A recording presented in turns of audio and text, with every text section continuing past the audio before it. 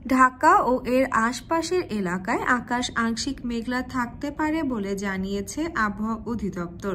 সেই সঙ্গে বাড়তে পারে দিনের তাপমাত্রা।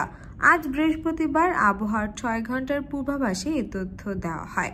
পূর্বাভাসে বলা হয়, ঢাকার আকাশে আংশিক মেঘলা থাকতে পারে, আবহাওয়া প্রায় শুষ্ক থাকতে পারে, সেই সঙ্গে দিনের তাপমাত্রা সামান্য বৃদ্ধি পেতে পারে। এই ঈদে জামা জুতো অ্যাকসেসরিজের ডিসকাউন্ট।